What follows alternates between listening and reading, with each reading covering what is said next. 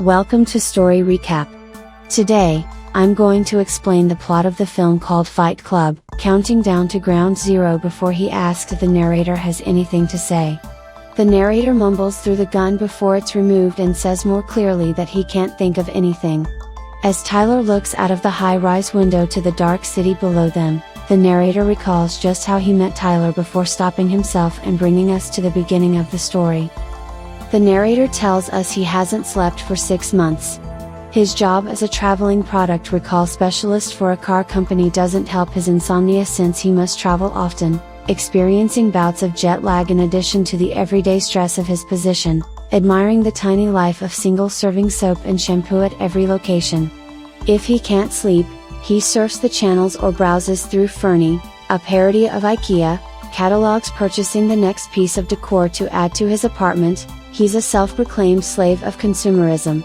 He goes to his doctor seeking help, but all the doctor will do is suggest an herbal supplement instead of drugs and that the narrator visit a support group for testicular cancer to see real pain. There, the narrator meets Robert Bob Paulson, the big moozy and an ex-bodybuilder and steroid user who suffers from an extreme case of gynecomastia due to hormone treatment after his testicles were removed. Bob is quite willing to hug the narrator in support. Stuck between Bob's enormous breasts, the narrator finally finds peace and bursts into tears. The emotional release allows him to sleep and he subsequently becomes addicted to support groups, mapping out his week attending different meetings and feigning illness. However, the appearance of a woman named Marla Singer throws the narrator's system out of whack. He recognizes her as a tourist, having seen her at multiple meetings including testicular cancer, and he is disturbed by her lies to the point where he can't sleep anymore. After one meeting, he confronts her. She argues that she's doing exactly what he does and quips that the groups are cheaper than a movie and there's free coffee. Instead of ratting each other out, they agree to split up the week and exchange numbers. Despite his efforts, the narrator's insomnia continues. On a flight back from one of his business trips, the narrator meets Tyler Durden. Tyler offers a unique perspective on emergency procedure manuals in the plane and they strike up a casual conversation. Tyler is a soap salesman, if he's not working nights as a projectionist and slipping bits of porn between reels. The narrator arrives at the baggage claim to discover that his suitcase has been confiscated, most likely due to a mysterious vibration, before he taxis home. However, home, a 15th-story condominium, has been blasted into the night by what was theorized to be a faulty gas line ignited by a spark from the refrigerator. Having nowhere to go, the narrator finds Tyler's business card and calls him up. They meet in a parking lot behind a bar where Tyler invites the narrator to ask to come live with him, on one condition, that the narrator hit Tyler as hard as he can. The narrator, though puzzled, complies and they engage in a fist fight before sharing a couple of drinks. The experience is surprisingly euphoric and the narrator and Tyler return to Tyler's dilapidated house where it's clear that Tyler is squatting. Tyler and the narrator engage in more fights over the coming days and they soon attract the attention of other tough guys. Finding their little fighting group growing, Tyler establishes a formal fight club in the basement of the bar where they had their first fight. Membership quickly increases and Tyler and the narrator fashion a series of rules, the first two being you do not talk about Fight Club. The rules are consistently broken, with members inviting their friends to join them. Time and again, Tyler proves his insightful, if unorthodox and immoral, views on life. The narrator meets up with Marla by chance, telling her that he hasn't attended any other meetings because he's joined a new support group for men only. While he still treats her with mild contempt, it's clear that he considers her with interest. When she overdoses on Xanax, she calls the narrator who, tired of her rambling, sets the phone down. He discovers later that Tyler picked up the phone, followed the call to Marla's home, and brought her back to the house where they engaged in vigorous sex, much to the narrator's disgust. The next morning in the kitchen, Marla finds the narrator, who is astonished to see her in his house. The narrator's astonishment insults her and she leaves in disgust. After she leaves, Tyler enters the kitchen and joyfully reveals that he and Marla had sex the night before. He also gravely makes the narrator promise that he'll never mention Tyler to Marla. That night the narrator joins Tyler while he steals human fat out of the dumpster of a liposuction clinic. Tyler says that the best fat for making the soap he sells comes from human beings. Back in their kitchen, Tyler shows the narrator how to render tallow from the fat.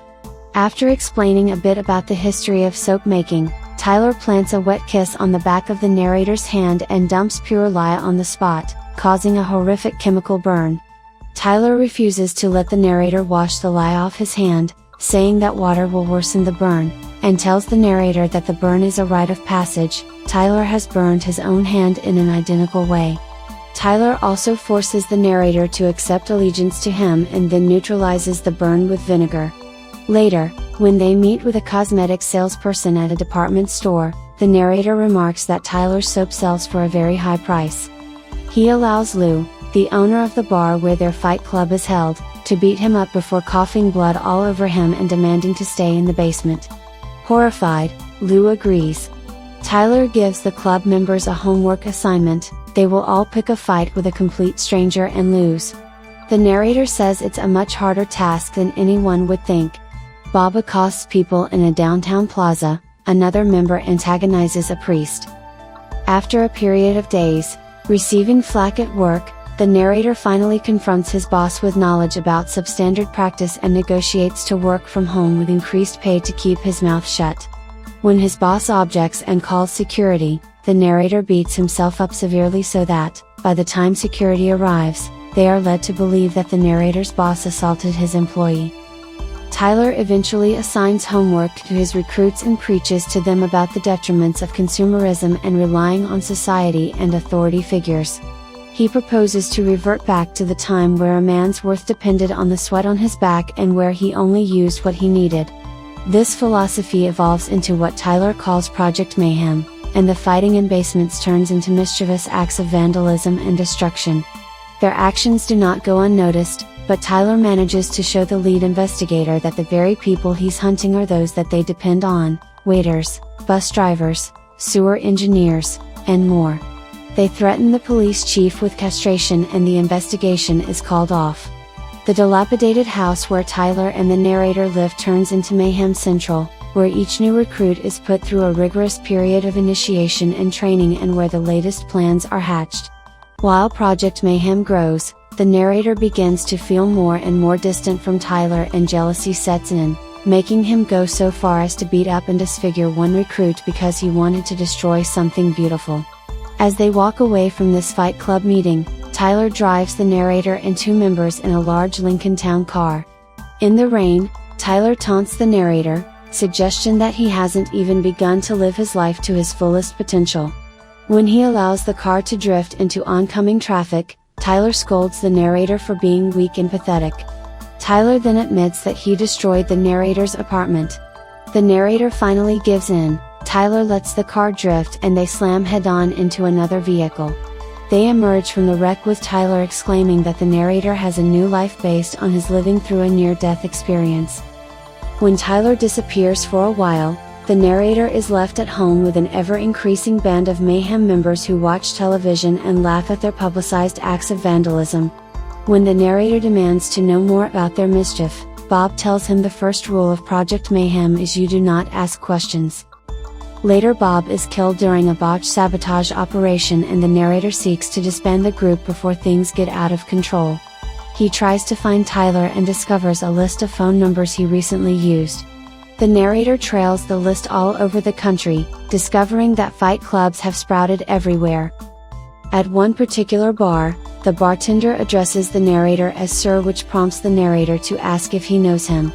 The bartender, after being assured that he's not being put through a test, tells the narrator that he is Tyler Durden. In shock, the narrator returns to his hotel room and calls up Marla, asking if they've ever had sex. Though irritated, Marla confirms their relationship and states that she knows him as Tyler Durden. Marla hangs up and Tyler suddenly appears in the room and confronts the narrator, telling him he broke his promise to not speak about Tyler to Marla. A few minutes of conversation confirms that they are, indeed, one person. The narrator has insomnia, he can't sleep, so, whenever he thinks he is, or at random parts of a day, Tyler's persona takes over. The epiphany causes the narrator to faint. When he wakes up, he finds another phone list beside him with calls from all over the country. He returns to his home to find it completely empty, but one bulletin board yields a display of folders detailing certain buildings within the financial district. He finds that each one has been infiltrated by members of Project Mayhem and that Tyler is planning on destroying them, thereby erasing credit card company records and wiping the slate clean. In a panic, the narrator grabs all the information and reports himself to the local police. However, after telling the inspector everything he knows and being left with 2 officers, the narrator discovers that the officers are Mayhem members and they tell him that they were instructed by him to take the balls of anyone who interfered with Project Mayhem, even him. The narrator manages to escape by stealing one of the officers' pistols and runs to one of the buildings set for demolition. He finds an unmarked van in the parking garage filled with nitroglycerin and attempts to disarm the bomb. Tyler appears and goads him, but the narrator successfully disarms the bomb.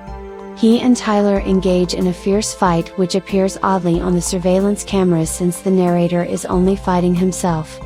The Tyler personality wins and reactivates the bomb, and the narrator brings himself to another building where they can safely watch the destruction.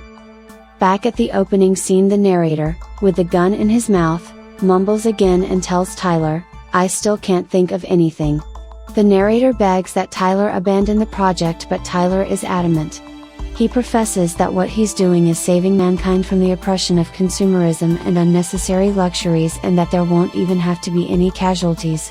The people who work in the buildings are all Mayhem members, completely aware of the plan. Near breaking point, the narrator comes to realize that whatever Tyler does, he can do. He sees Tyler with a gun in his hand and realizes that it's actually in his hand. He puts it up to his own chin and tells Tyler to listen to him. He says that his eyes are open and then puts the gun in his mouth and pulls the trigger. The bullet shoots out of the side of his jaw and Tyler is killed with a gaping wound to the back of his head. As the narrator recovers, members of Project Mayhem arrive with snacks and Marla in tow. Tyler had previously instructed her to be brought to them. Seeing Tyler's wounds, the Mayhem members leave Marla alone with him to fetch some medical supplies. Tyler stands with Marla and tells her that everything's going to be fine as the first detonation ignites the building in front of them. The others on the block soon follow suit and Tyler takes Marla's hand in his and tells her, "You met me at a very strange time in my life." They watch as the explosives go off and the buildings collapse. We hope you have enjoyed our story recap. Subscribe and turn on notifications to see when we upload new videos. Please like the video as it helps the channel. Thank you and we'll see you soon.